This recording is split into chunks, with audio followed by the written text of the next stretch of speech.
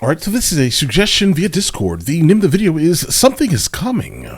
Former ICE director issues a stark warning to all Americans. All right.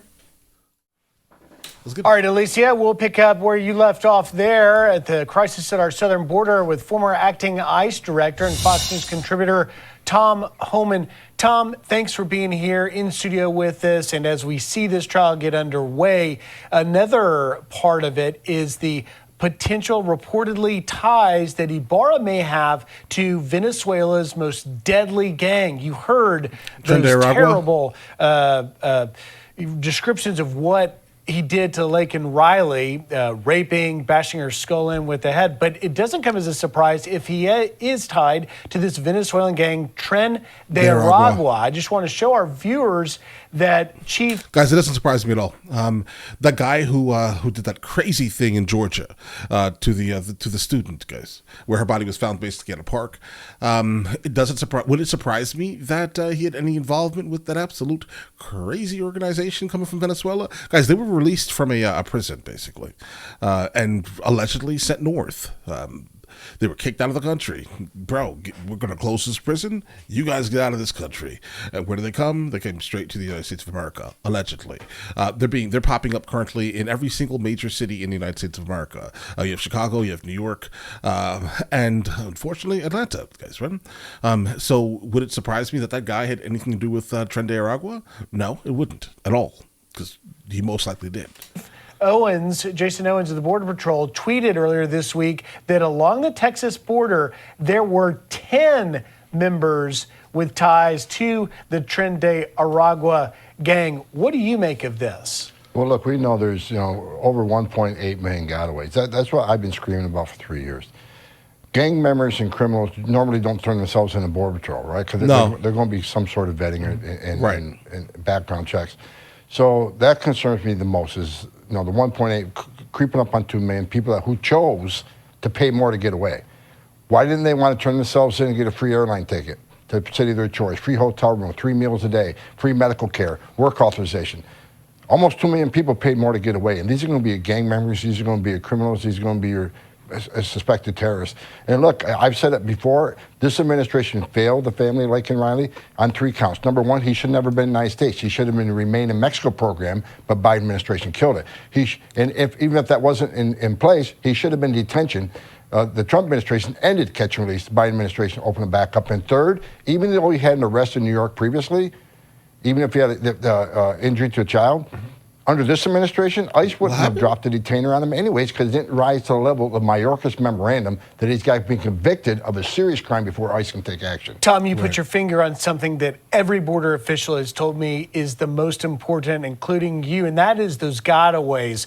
CBP sources confirmed to me this week that there have been over 184,000 known gotaways just this fiscal year. That, of course, the on record 1.6 million, you say 1.8 million because you can do the simple math. Back in February, at the end of February, I had a chance to interview Chief Jason Owens, and he talked about what worries him most, and it is essentially these gotaways that we don't know about that worry him. Listen here.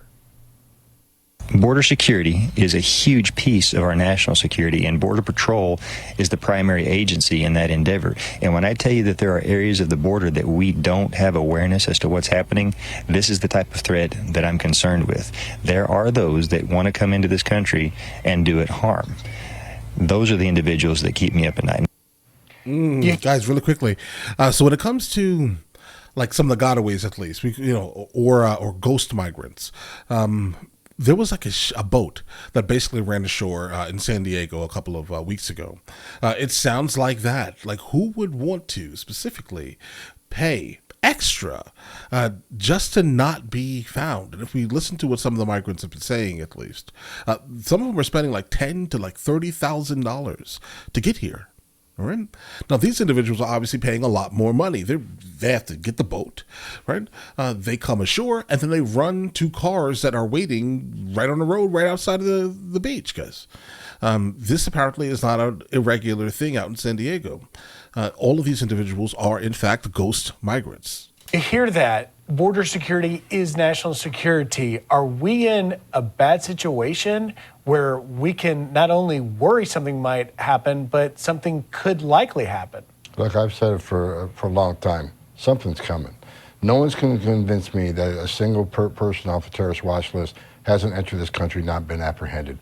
Just on the southern border alone, we got over 300, well, we're at 370 some now already. Under the Trump administration, 4 years, we had 13 in 4 years. So now you got this huge increase on people off the terrorist watch list being apprehended. But Jason just said it. Jason's doing a good job. He just said something that people need to pay attention to. We talk about the 1.6 and 1 million known gotaways. They're caught on video, drone traffic, sensor traffic. There's an image. We know they crossed and didn't get arrested. Right. But as Jason said, there's large parts of the border we don't have that technology. We don't have sensors. We don't have drones. And so we don't know how many thousands of people have crossed in areas where we can't track them. There's no image of them. And if anybody thinks that number, it's probably as big as the 1.6 known gotaways. We don't know how the unknown gotaways have come across that we don't have an image on. Mm-hmm. Like through the tunnels and through the sea. You mentioned former President Trump. I thought it was notable in his remarks talking about his conviction and everything else. He did address the border. Here's what he said. Listen.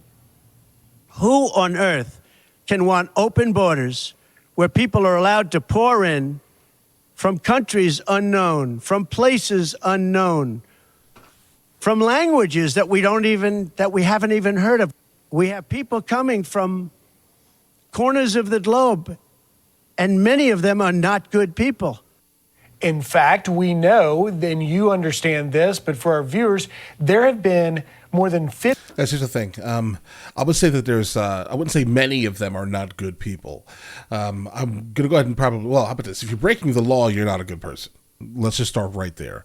So I guess in that context of many of them are not good people, I guess that's that thing. Specifically, if you're breaking the law to enter into the United States of America, you're not a good person, right? But I think deeply and inherently, I would say that there's definitely a small portion. I would say probably maybe 5% of the ones who are committing all the craziness is actually happening here. In all actuality, are they breaking the law? Yes. Are they a good person? No, you're breaking the law. And maybe that's what he's trying to say, potentially. You know, then you understand this, but for our viewers, there have been more than 52,000 special interest aliens. They call them special interest migrants now. It's the same thing. They're the migrants coming from countries those are the scary ones. that either are state sponsors of terror, like Syria, or are countries we are worried about national security. Is that alarming to you? And what do you make of President Trump's remarks? It should be. Well, President Trump gets it, right? His success on the border is unprecedented. I worked for 6 presidents, starting Ronald Reagan. Every president I worked for, even Clinton, Obama, took some steps to secure the border. No one did more than President Trump. Illegal immigration at a 45-year low. Joe Biden's the first president in the history of the nation who came in office and unsecured the border on purpose. So the special interest alien concerns me because we got to figure, why would the terrorists put themselves in a position like 9/11 and buy a plane ticket or visa, knowing there's a vetting procedure now? They'll be vetted through numerous databases. Right. When they can simply get to Mexico, pay the cartels a little extra money, and be a getaway. This should concern every American. It scares me to hell. Every American needs to be concerned with this. And it's one of the top, if not the top issue. Tom Homan, thanks for coming in the studio and your time and insight today. Thanks for having me, Griff. Guys, this is definitely going to be one of the main issues at the debates, guys. Without a doubt, this has to be. The fact that one side is doing nothing and the other side is doing something or making an attempt to, at the very least, do something. The ones who are being personally affected by this, specifically people coming from like places where the migrants are basically pooling, the left has completely lost their vote. All right. Now, the ones that are still kind of not being affected by the migrant crisis at all, like the ones who live out of major cities, they are still going to not care about the border. I'll tell you this right now, that's just the reality of things here. If things do not affect you in your day-to-day, you generally end up caring a lot less about any of these things, right? But the reality is, the left is going to have a massive, massive issue with this point here. They're going to lose the overwhelming majority of people in the cities that are being affected by things, that have schools closing, to basically be turned into migrant shelters for a couple hundred people. Also at the same time, parks and things like that for a couple of hundred people. Notice I'm saying that. I'm fully aware that there are large numbers of migrants going, but you're closing things that taxpayers have paid for, that their kids are enjoying, right? You're closing them for a couple hundred people. It's not even taking care of the entire, the sum of migrants are actually in the cities. They're just taking care of a small portion of them while still being, while still paying like $30,000 a month to basically, or a night to house them in some places in New York, guys. All right, things are a little crazy. And until these things can fix, and you keep this in mind here, just to kind of bring this up here, in terms of inflation, inflationary events generally, come from supply and demand. Right? A lot of the times, at least, people can just up the prices on things, but supply and demand will in fact raise prices on things. If you start sending migrants to places that already have a somewhat minuscule population, such as, let's say, Denver, minuscule on like big city scale, it's minuscule. But if you start adding 20,000 people to the actual population of that area, everything is going to start getting even more expensive. We don't really need economic migrants, specifically in a time of inflationary events like we're currently going through. I have no problem with asylum seekers. I never had an issue. Under no circumstance will have. If you are being persecuted by your country, we should take you, right?